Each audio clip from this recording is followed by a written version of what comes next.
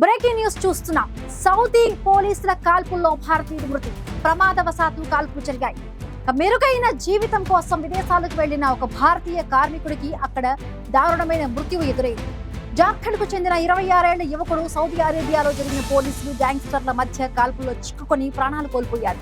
నేను కాల్పుల్లో చిక్కుకున్నాను అని భార్యకు వాయిస్ మెసేజ్ పంపిన కొద్ది రోజులకే ఈ విషాద వార్త తెలిసింది. తన భర్త మృతదేహం కోసం ఆ కుటుంబం ఇప్పుడు గుండె లవిసేలా ఏడుస్తుంది.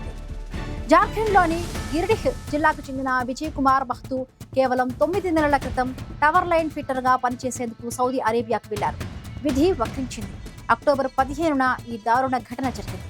విజయ్ తన ఫ్యాక్టరీ దగ్గర నడుచుకుంటూ వెడుతూ ఉండగా అక్రమంగా మద్యం విక్రయించే ముఠాకు స్థానిక పోలీసులకు మధ్య భీకర కాల్పులు మొదలయ్యాయి. ఊహించని ఈ ఫైరింగ్ లో ఒక బుల్లెట్ పొరపాటున విజయ్ను తాకింది. కానీ అసలు విషాదం ఇక్కడే ఉంది.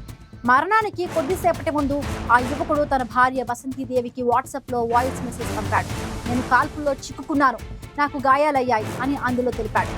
ఆందోళన చెందిన భార్య తన భర్తకు చికిత్స జరుగుతోందని భావించింది. ఇక అక్టోబర్ 24న విజయ్ పనిచేసే కంపెనీ నుంచి వచ్చిన ఒక కాల్ వారిని శోక సంద్రంలోకి ముంచేసింది. కాల్పుల్లో చిక్కుకొని విజయ్ మరణించినట్లు ఆ సంస్థ ధృవీకరించింది. కాల్పుల ఉద్రిక్తత గురించి చివరి క్షణాల్లో సమాచారం ఇచ్చి తిరిగి రాలేకపోయిన ఆ యువకుడి బాధ వర్ణనాతీతం. ఘటనపై సామాజిక కార్యకర్తలు జోక్యం చేసుకున్నారు. జార్ఖండ్ కార్మిక శాఖ వెంటనే సౌదీ అరేబియాలోని భారతీయ రాయబార కార్యాలయాన్ని సంప్రదించింది. మృతదేహాన్ని వీలైనంత త్వరగా స్వగ్రామానికి రప్పించే ప్రయత్నాలతో పాటు నిరుపేద కుటుంబానికి నష్టపరిహారం ఇప్పించాలని కూడా రాష్ట్ర ప్రభుత్వం సౌదీ అధికారులను గట్టిగా కోరింది.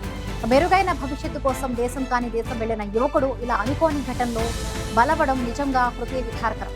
ఆ మృతదేహం ఎప్పుడు స్వదేశానికి చేరుకుందో తెలియక విజయ్ కుటుంబం ఇప్పుడు కన్నీటి పర్యంతం అవుతోంది.